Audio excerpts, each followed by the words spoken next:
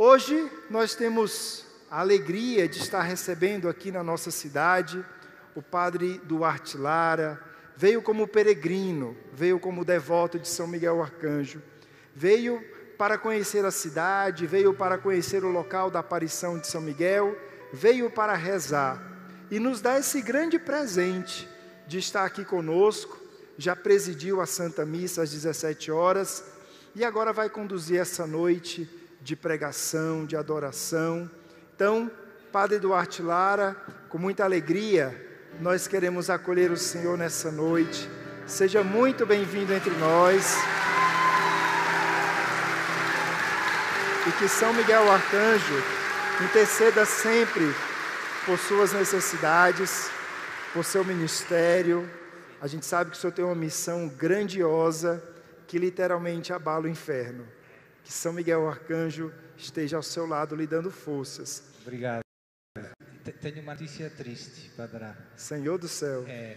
A basílica nos próximos anos vai ficar bem pequena. Não vai caber. Amém. Que os anjos digam amém.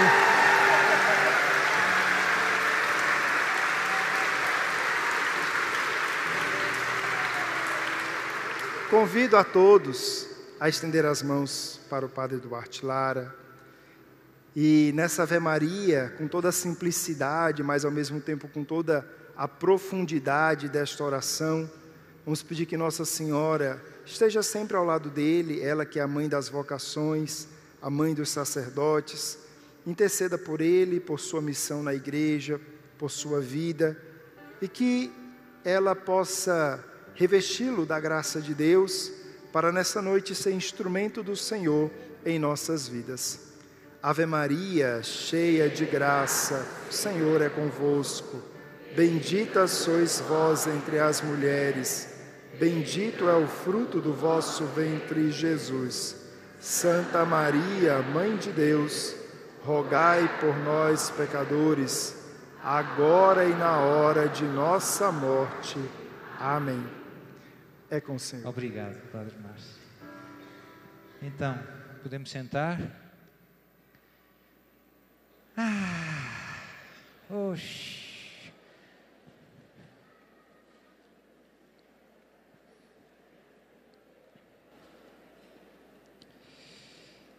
Então, primeiro também queria agradecer todo o vosso carinho, o vosso afeto. É bom estarmos juntos. É bom para mim estar com vocês. Agora pensei partilhar duas coisas que Jesus e Maria me têm colocado no coração, me têm pedido para partilhar com os irmãos. Então, a primeira é uma grande boa notícia, mas verdadeiramente enorme. Não sei se aqui no Brasil diz daquela... É uma notícia daquelas que você fica de queixo caído, né? Como é mais do que você pensa. Está pronto? É melhor sentar. É melhor sentar. Jesus está voltando.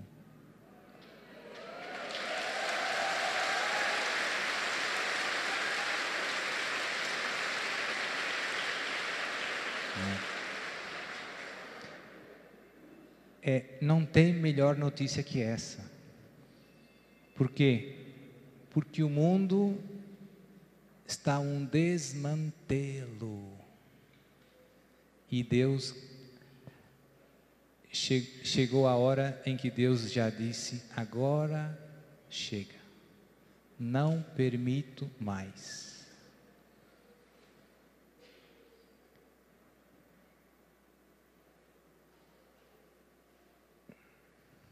Antes, muitos de vocês vão ter a graça de ver com estes olhos Jesus glorioso vir sobre as nuvens.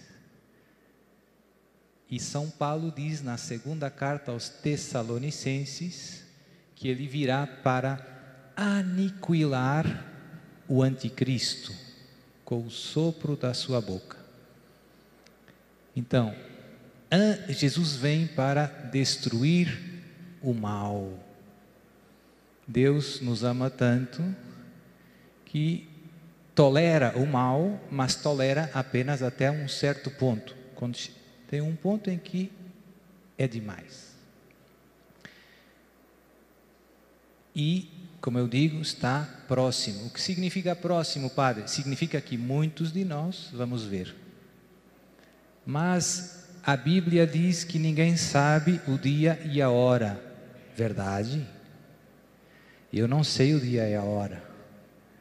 Mas também é verdade que Jesus fala dos sinais que precedem a sua vinda. E diz: aprendei a parábola da figueira. Quando vocês veem que já estão chegando os frutos, significa que o verão está próximo. Ou seja, Jesus nos convida a estar atentos aos sinais dos tempos.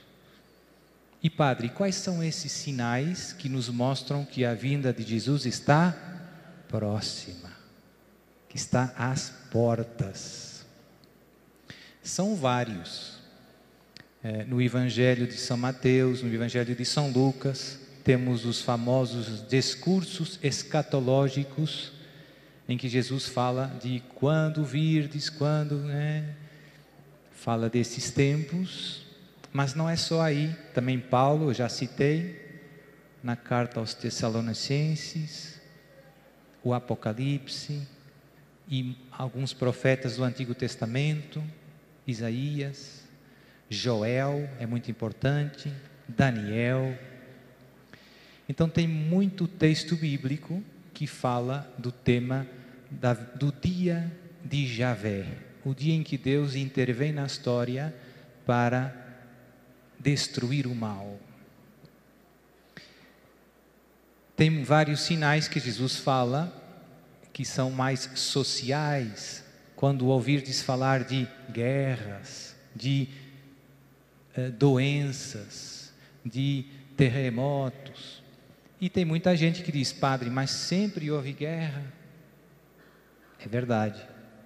Mas sempre houve doenças, pandemias. É verdade. Terremotos. Também é verdade. Mas há alguns sinais que são bastante, digamos que pouco frequentes, que não acontecem. E eu diria eu penso que esse é o mais forte, que nos mostra a proximidade da vinda de Jesus.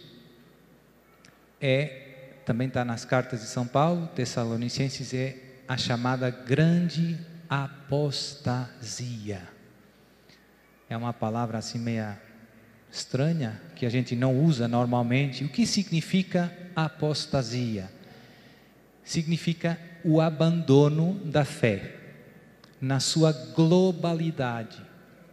A heresia é quando uma pessoa acredita em Deus, Pai, Filho e Espírito Santo, nos sacramentos, em tantas coisas, mas nega uma verdade de fé. Eu creio, mas tem uma coisa que eu não creio. Então, quando acontece isso se chama heresia. Você nega apenas uma verdade de fé.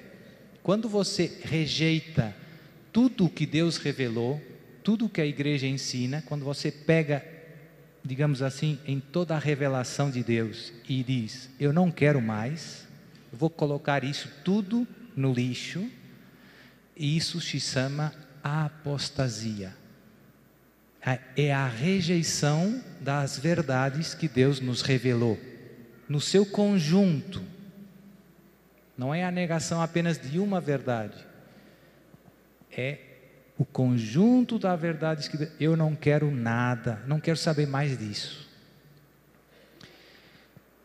Padre, mas isso está acontecendo?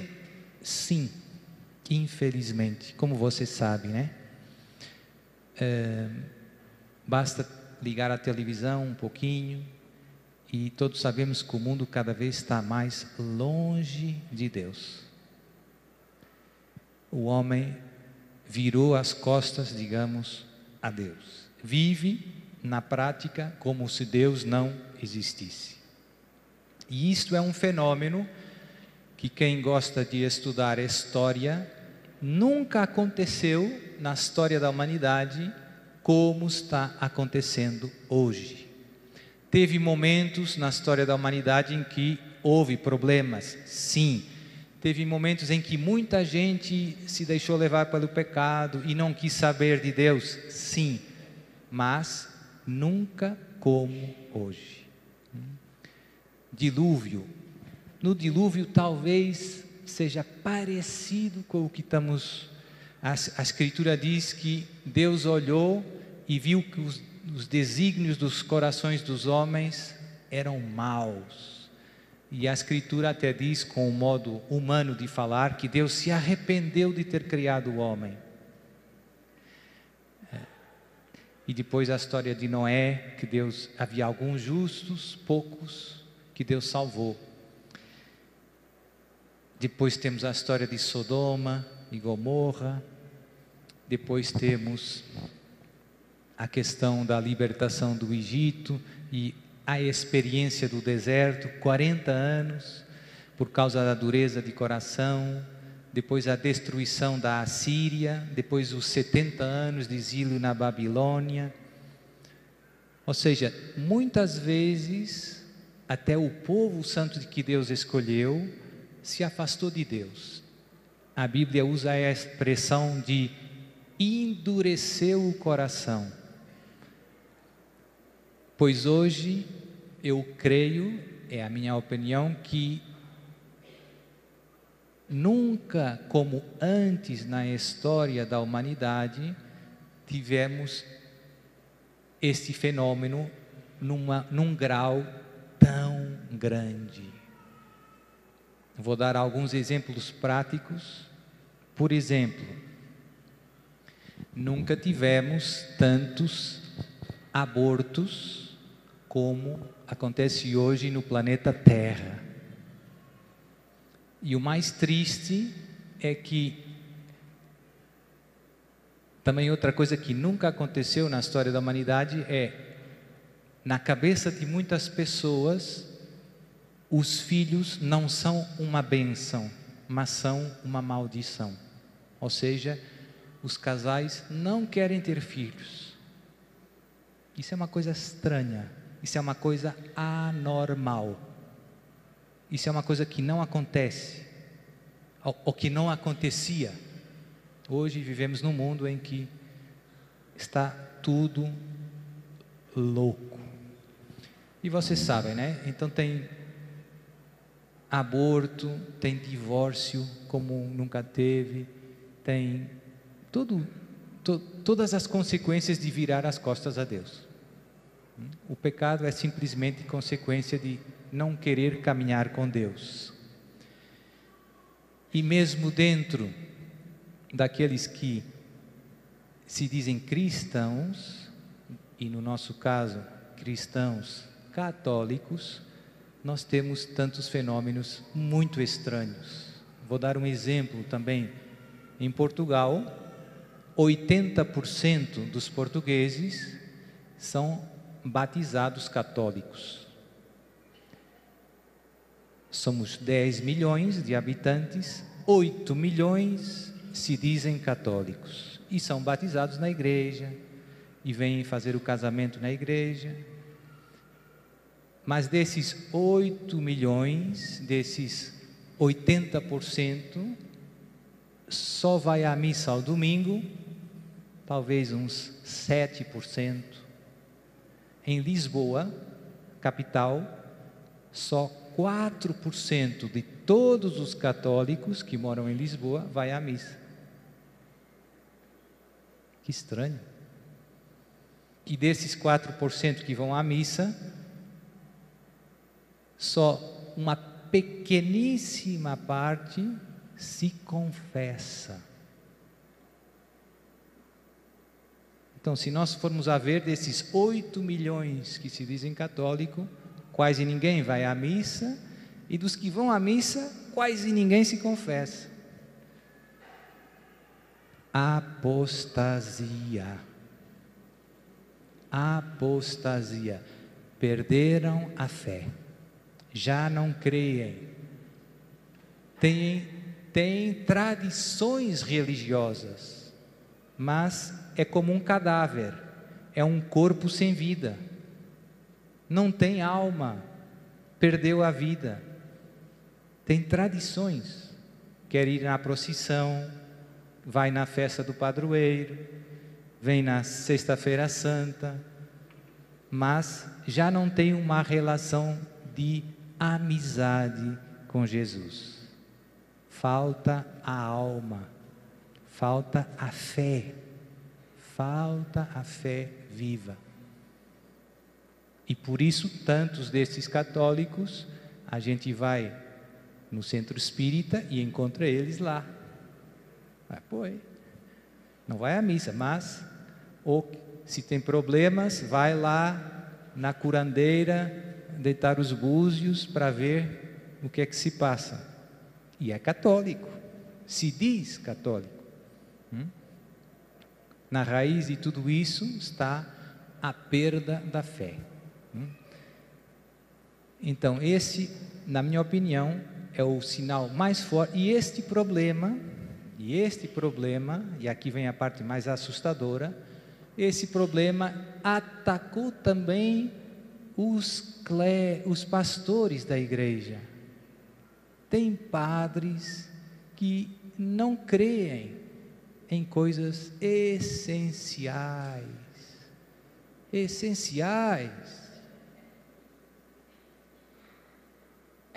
Na Austrália, um país, todo mundo sabe onde é a Austrália, fizeram um estudo há alguns anos atrás, aos sacerdotes católicos. 70% dos padres católicos da Austrália não acreditam mais que Jesus está verdadeiramente presente, corpo, sangue, alma e divindade, na Santíssima Eucaristia.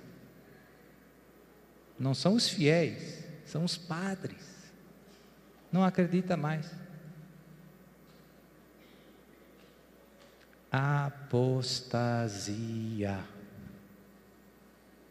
E tem também problemas com bispos e até cardeais, que fazem declarações públicas a dizer que o casamento entre duas pessoas do mesmo sexo não tem problema, se eles se amam. Temos que mudar o catecismo está muito antiquado, a igreja tem que se atualizar. Não é o povo falando, não são os ateus falando, são cardeais da Igreja Católica. Apostasia. Perderam a fé. Padre, e agora?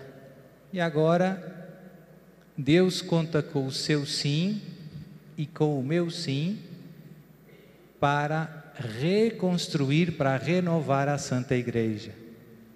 São Francisco de Assis, no tempo dele, o alto clero e também muitos bispos no tempo de São Francisco tinham uma vida muito escandalosa. Pregavam com a boca o Evangelho, mas viviam de um modo contrário.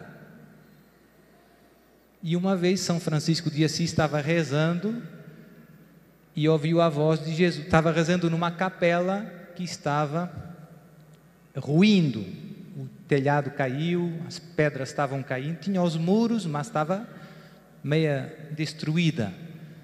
E ele estava rezando e ouviu a voz de Jesus. E o que Jesus disse a Francisco?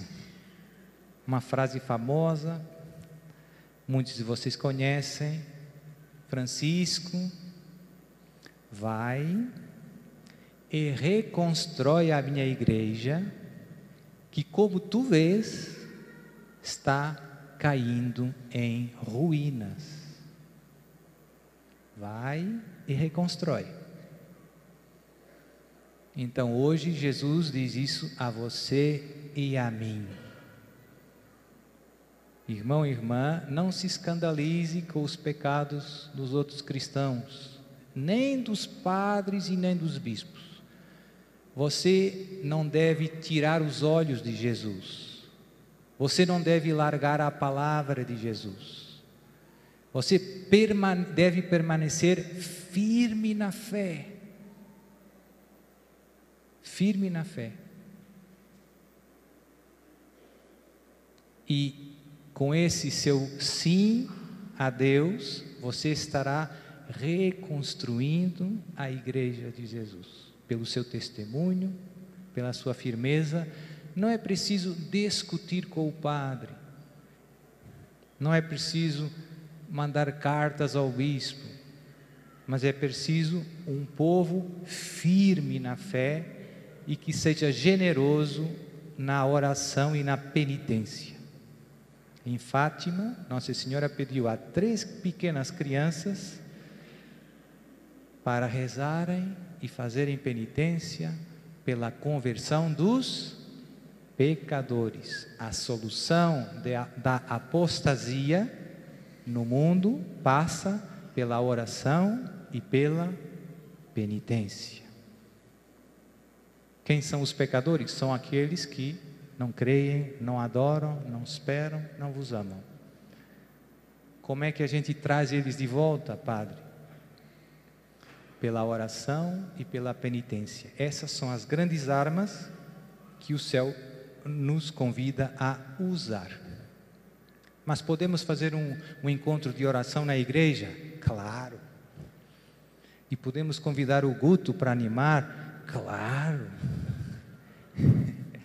Quanto mais rezarmos e mais penitência fizermos, mais eventos destes vão acontecer.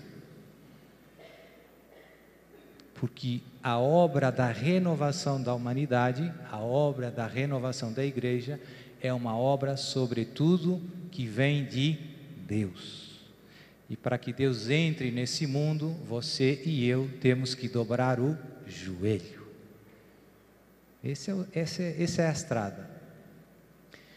Então, eu creio, eu gosto muito, vocês, alguns já sabem também, de Nossa Senhora, São Miguel, e também outra das coisas que me ajuda a perceber que esses tempos são diferentes de outros tempos da história, são as aparições de Nossa Senhora. Nossa Senhora tem aparecido em todo canto,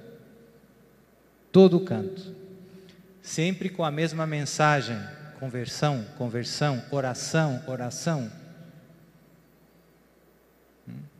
As mães às vezes são muito repetitivas, não é? E os filhos não percebem. É que o amor não desiste, o amor não larga, né?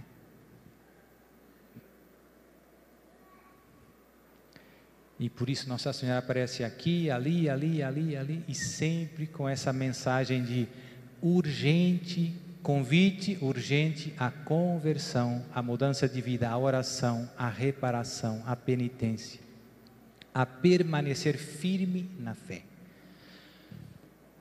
Então, os tempos são maus, mas a boa notícia é: Deus não nos deixa sozinhos. Manda a sua mãe, manda muitas ajudas, manda São Miguel. Lá no profeta Daniel, capítulo 12, o profeta Daniel profetiza sobre estes tempos que estamos vivendo e diz que será um tempo de grande angústia. E ele diz: como nunca houve, mas Deus suscitará Miguel para defender o seu povo, para defender aqueles que querem permanecer firmes na fé, que não querem virar as costas a Jesus, mesmo que o desmantelo à sua volta seja grande. É importante, eu gosto muito de lembrar isso, que você tem que também fazer algum estudo, tem que estudar, tem que se formar na fé.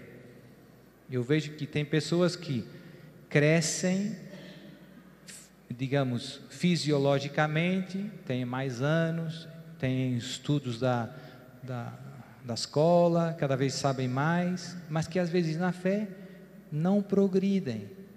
Tem a catequese da primeira comunhão e não. Então, duas coisas que eu peço aos meus irmãos com frequência: temos que estudar a palavra de Deus, conhecer as sagradas escrituras.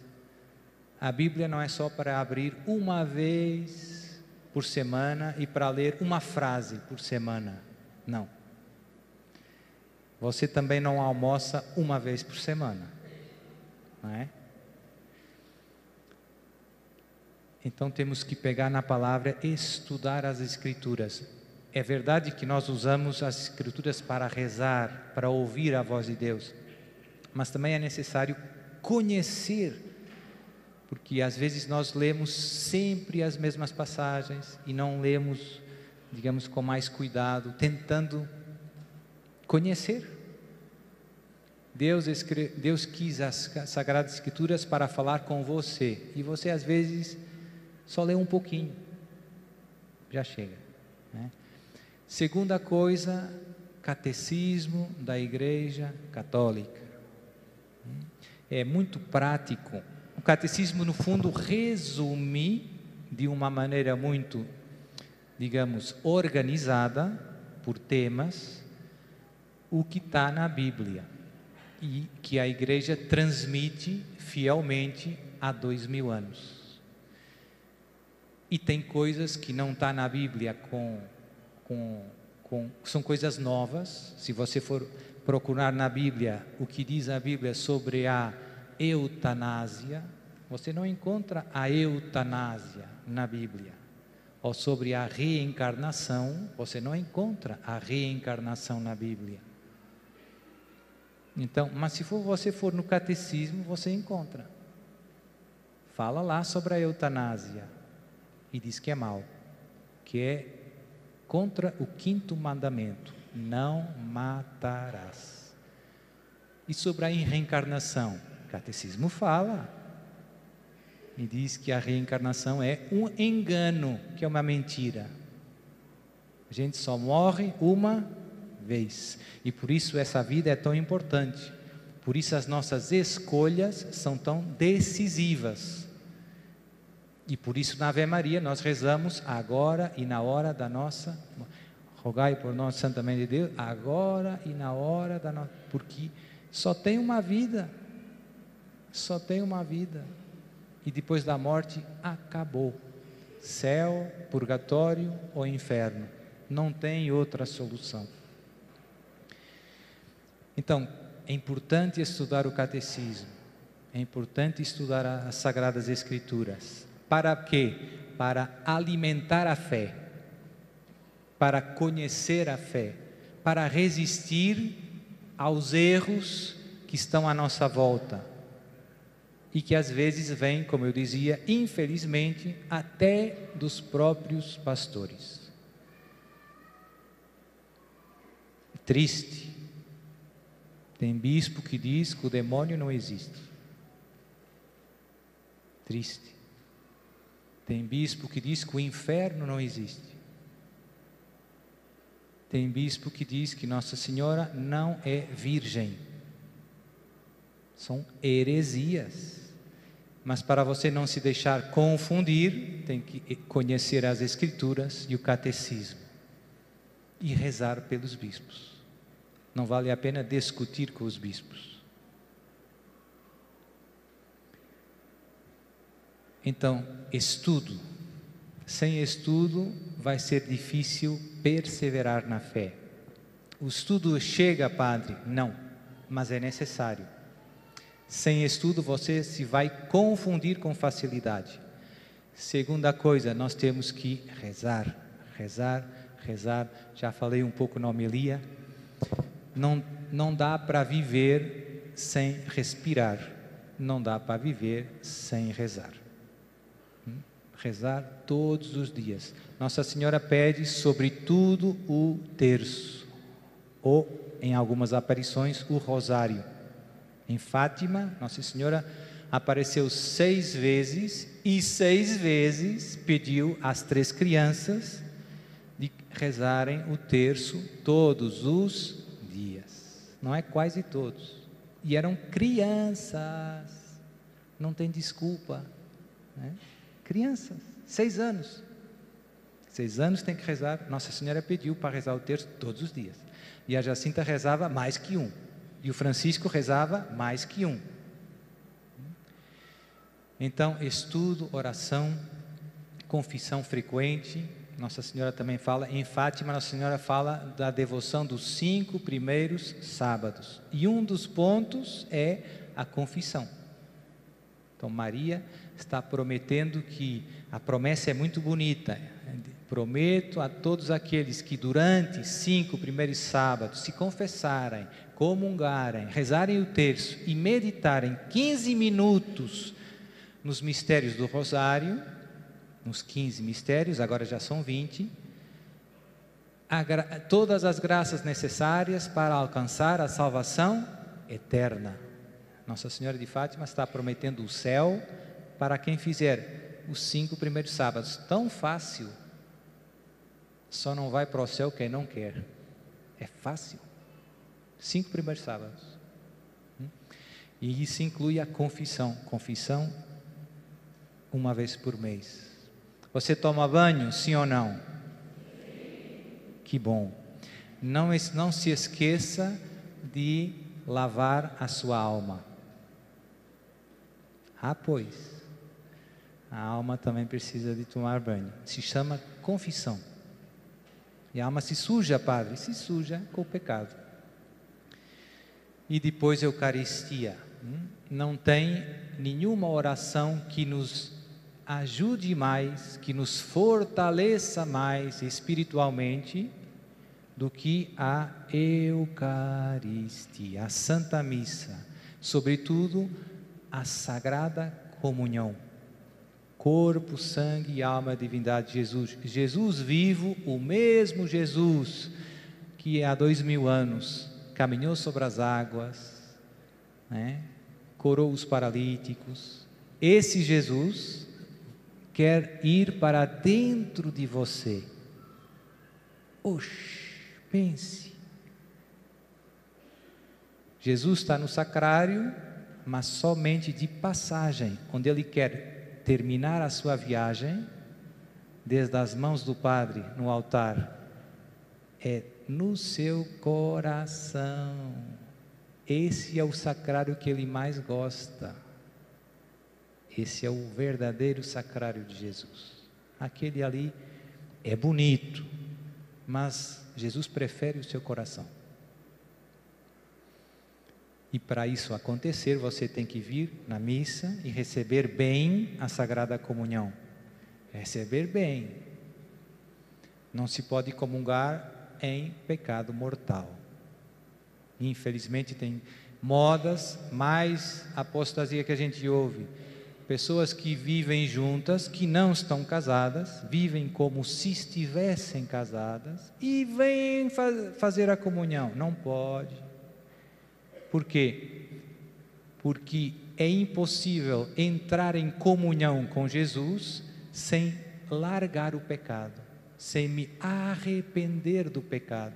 Porque o pecado é exatamente aquilo que separa a nossa alma de Deus.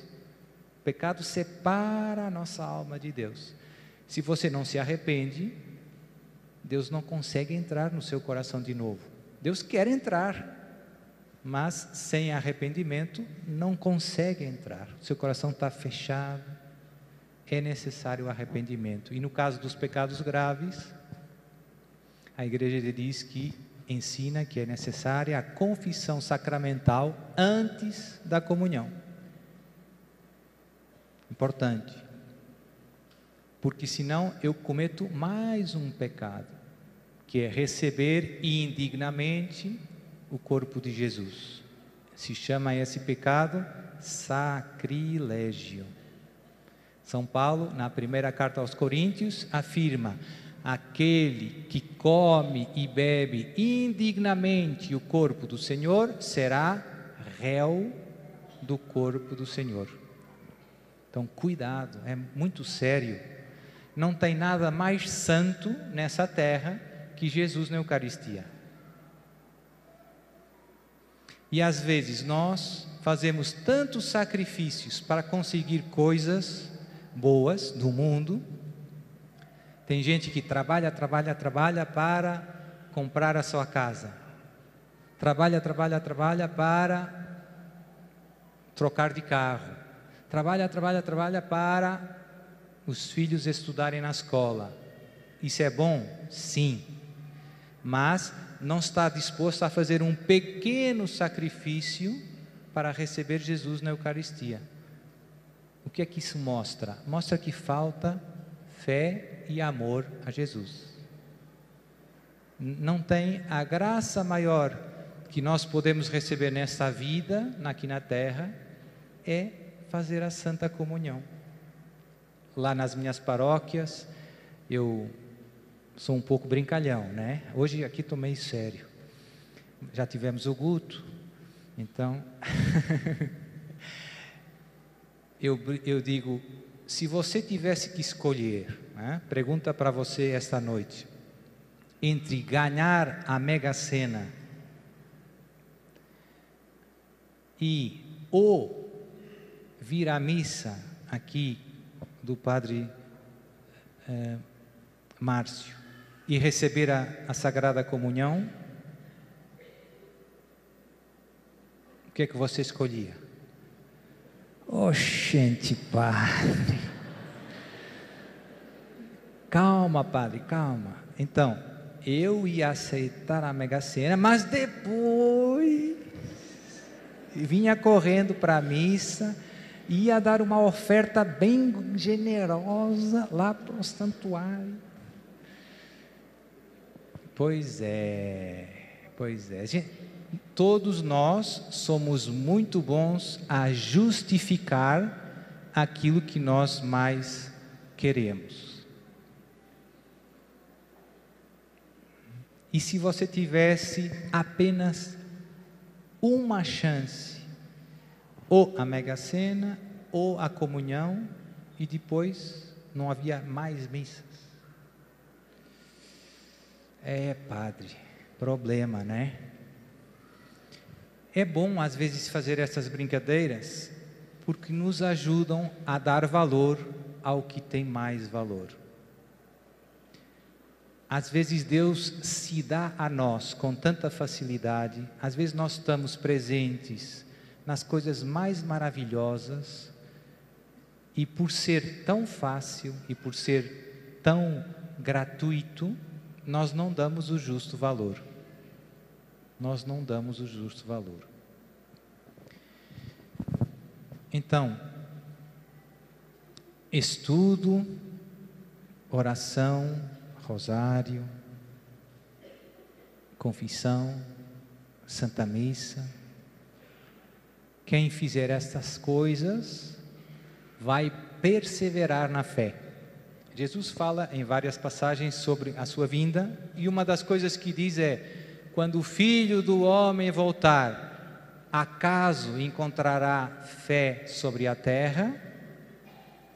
Por que é que Jesus faz essa pergunta? Porque esse vai ser o problema, meu irmão. Esse vai ser o problema.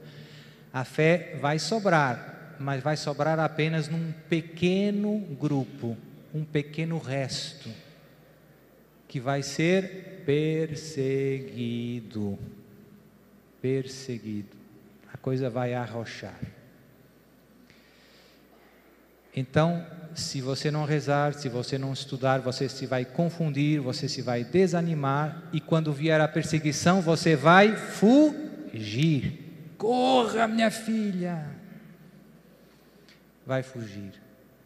São Pedro gostava de Jesus? Sim ou não? Sim. Quando Jesus estava no Jardim das Oliveiras, disse a Pedro, Tiago e João: orai comigo. O espírito está pronto, mas a carne é fraca. E eles oraram ou dormiram?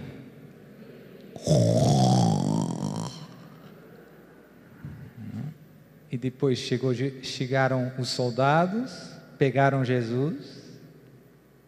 E Pedro fugiu. E depois chegou lá no templo, a empregada lá, mas eu conheço esse cara, é lá da paróquia do Padre Márcio. E ele, não conheço ninguém, não sei de quem falas. Por isso, somos muito fracos, somos muito inconstantes. E Jesus nos diz, o remédio para vencer a nossa fraqueza é a oração. Se você não rezar, vai fugir na hora da perseguição. Quando nós vemos a vida dos santos mártires, sempre é este o grande segredo, a sua grandíssima união a Deus. Porque rezavam, porque acreditavam, foram capazes de fazer coisas verdadeiramente heróicas, morrer por Jesus. E temos muitos relatos de mártires que morrem alegres. Abraçam o martírio com alegria. O amor é tão grande que se alegram por poder morrer por Jesus. Vai vir a perseguição, vai sobrar um pequeno resto que vai perseverar na fé, que vai voltar às catacumbas. Vai chegar um momento em que já não vai dar para vir nas igrejas. Vai chegar um momento em que vão haver grandes perseguições. Vai ser difícil. Vai ser difícil, e eu também ensino muitas vezes, e também vai haver muitas perseguições da parte do Estado, perseguições legais, que já acontecem. Hoje, cada vez mais, por exemplo, os pais já não podem educar os filhos segundo os seus valores. O Estado é que está dizendo, não, eu é que sei o que é bom para as crianças. Ideologia de gênero. Então, nos manuais escolares e nas orientações para as escolas, obrigam, contra a vontade dos pais, a ensinar às crianças que menino não é menino, é o que ele quiser, né? É isso que está acontecendo. E isso se vai agravar. E vai chegar um momento em que seguir Jesus e estar no sistema não vai ser compatível. Você vai ter que fazer uma escolha. Vai ser duro. Vai ser como a história da Mega Sena. Comunhão ou Mega Sena? Comunhão ou e pobreza e miséria ou Mega Sena? Difícil, mas também foi difícil para Pedro, quando prenderam Jesus. Então estamos perto desses tempos. Depois virá um grande caos para o mundo, que já estamos começando a viver, já tem guerra na Europa, tem um perigo de uma guerra atômica, não é uma utopia, é um perigo real. Estamos num momento em que a economia mundial está muito debilitada. Bancos dos Estados Unidos da América faliram. Já vamos em 5, penso eu, 5. Ninguém sabe como é que isso vai terminar. Em algumas mensagens, Nossa Senhora fala que virá um colapso econômico para que o mundo aceite o anticristo, que, como diz São Paulo nas suas cartas, fará sinais e prodígios com o poder de Satanás para seduzir, se possível, até os eleitos, ou seja, você. Mas para o anticristo ser aceito como um salvador, primeiro tem que haver caos, tem que haver miséria, tem que haver guerra, tem que haver mais doenças, mais pandemias, para as pessoas clamarem por um Salvador. E ele aí entrará em cena como o grande solucionador dos problemas da humanidade. Trazer a paz, trazer a comida, vai haver fome, mas vai querer ser adorado. Vai dizer: eu sou Jesus que voltei, sou eu, me adore. Já não é necessária a Eucaristia, eu estou aqui. E muitas pessoas vão cair neste engano. E vai dizer para os muçulmanos: eu sou o Mahdi. Os muçulmanos esperam o Mahdi. E vai dizer para os judeus: eu sou o Meshiach, o Messias. E vai dizer para os budistas: eu sou a quinta encarnação do Buda, sou Maitreya. Padre, o senhor sabe tanta coisa, estude, meu filho. Em La Salette, uma aparição aprovada de Nossa Senhora, aprovada pela igreja. Nossa Senhora diz uma frase tremenda: Roma perderá a fé e será a sede do anticristo. Aparição aprovada pela Igreja Católica, século XIX. Tremenda. Padre, estou um pouco desanimado. Guto, ajuda. Estou brincando.